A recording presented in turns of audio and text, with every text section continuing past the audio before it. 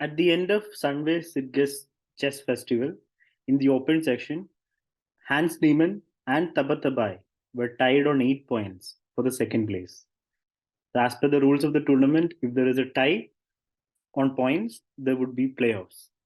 And the playoffs are 2 games of 5+5 time control. And if that is also tied, then an Armageddon match. So let's see what happened.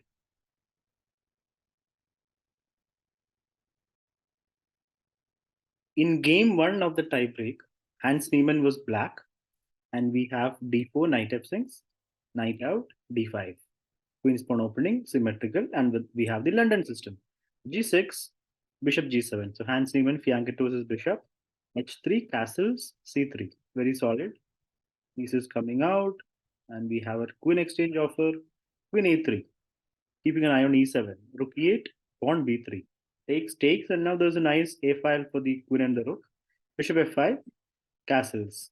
Knight d5. Takes. So all equal, white has a nice position because c4 break is easy to play for. Bishop f5 and c4. And here Hans Niemann went for counterplay by playing e5. He is opening up this dragon over here. And another one is right over here on this diagonal as well. So it looks very good for black practically now.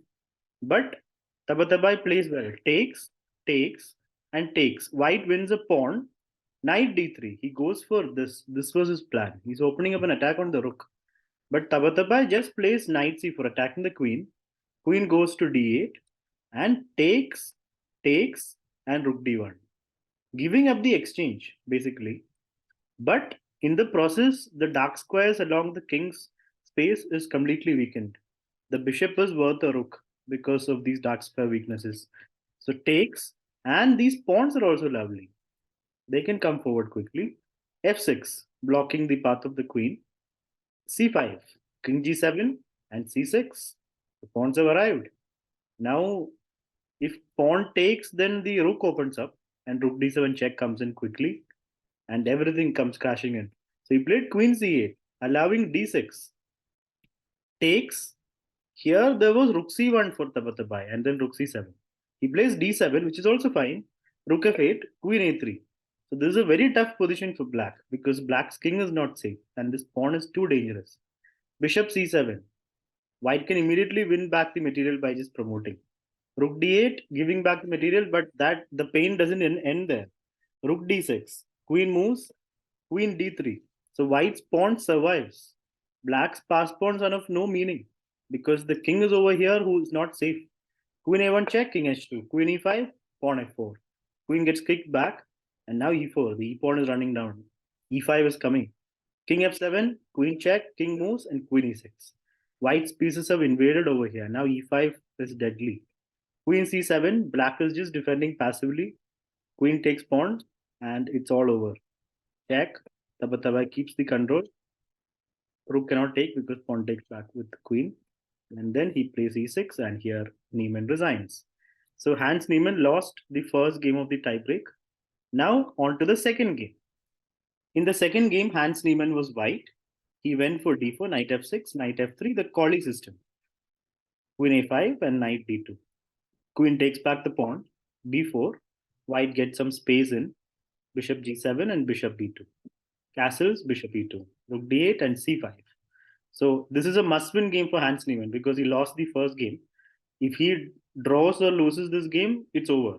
He will only get third place, not the second.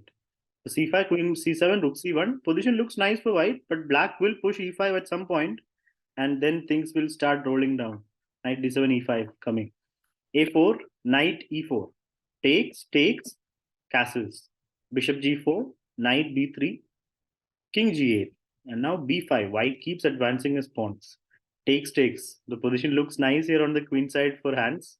e6. Not going for e5. Just being solid. h3. Bishop takes, and knight d7.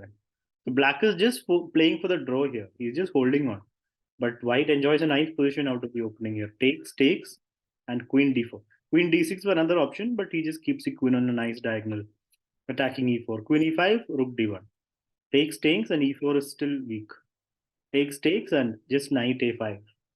So just the queenside space with these pawns won him the game. Because after rook b8, can you find out Hans's next move? He strikes down Tabatabaei with knight b7. Immediate resignation. Because now the pawns are just going to run. It's just too strong for the rook to handle. Two pawns on the sixth rank are equal, more than better than a rook. So that's how Hans Niemann won the second game of the tiebreak, forcing the match to the Armageddon. And that's the most exciting part of the tiebreaks, the Armageddon match. In the Armageddon match, Hans Niemann took black. He has draw odds. Black just needs a draw. And in return, white has 6 minutes on the clock.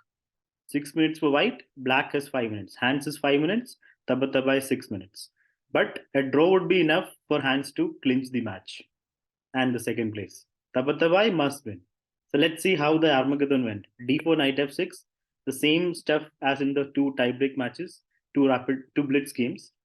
E3, bishop b7, knight d2, and h3, knight c6, c3, takes, bishop e7, bishop d3, and we have a very solid system for white. Now white can push for the advantage. Castles. So it looks good for white. It looks good for Tabatabaei. Rook e1, rook e8, queen e2, h6, bishop at g3, knight b8, heading to d7 square and then e5 break. Pawn a4, a6, knight e4. White pieces are jumping in, takes, and now knight d7, heading to f6. Rook e2, knight f6. Queen gets kicked back, queen d7, knight d2. The pieces have been exchanged quite a bit, which means white's initiative is gone, and now black has the c file and the minority attack over here. b5, b3, bishop f8, just waiting. Black can just wait because white is the one who has to show the advantage.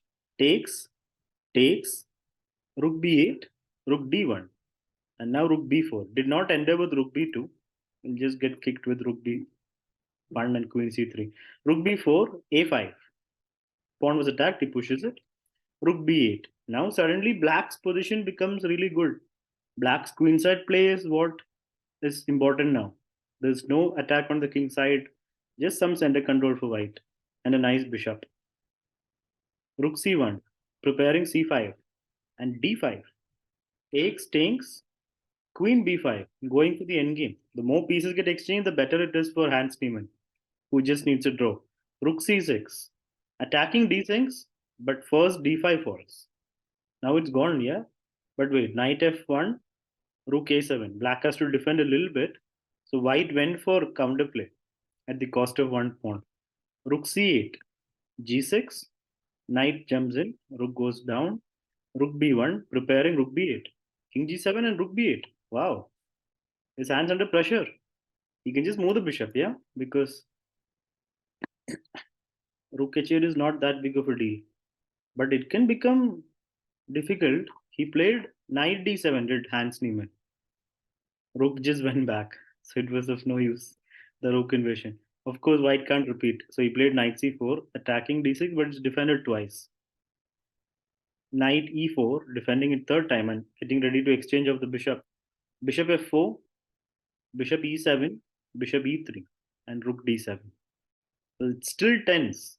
Black needs to draw this somehow. Rook a8, rook c7, knight b6. White knight jumps into the nice b6 square. Bishop g5. Hans manages to exchange of the bishops. That makes the task easier. Now he has a nice pass pawn on the d file that he can keep pushing. But white gets the a pawn, but then rook c2. Oh, the pieces are jumping onto the f2 square now. Rook a7, preparing to play a6, but then rook d2. Now the tables have turned. Suddenly there is no defense to f2. Two rooks are just covering this and knight is also attacking. So rook f1 doesn't do anything. You simply lose the pawn. And then king gets under fire because there are three pieces attacking. And white's pawn is nowhere close to promoting. Tabatabaei is under pressure. Rook f1, knight f2. Knight c4, rook takes knight. And then takes. Exchange of pieces happen, but Hans just needs a draw. So he allows this. He could have played knight h3. That way he gets one more pawn and the advantage. But he went for this, takes, takes. Now they're both in time pressure, but Hans has more time. Rook check, rook blocks, takes, takes. So he solidified the position. He simplified it into a nice rook and game where there is no risk. Black is a pawn up. Even though doubled, it's still a pawn up. And the rook is firmly behind the pawn. A6, d5. Rook 8. How did Hans win this though? It's draw. It's completely drawish, yeah. King moves, rook g2. Oh, now black is just completely winning. So king e1 was a big blunder. But anyway, the match was almost done anyway because there was no risk for black. Hans had the draw in his hands, and he would have won the match either way. But after king e1, it's just a free pawn, and it's not enough that the pawn reaches a7. The rook is behind the pawn. So d3, and here Hans won the game because Tabatabaei resigned. The white rook cannot move away, and the pawn is too much of counterplay for black. So Hans wins the second place in style in a nice tie-break match.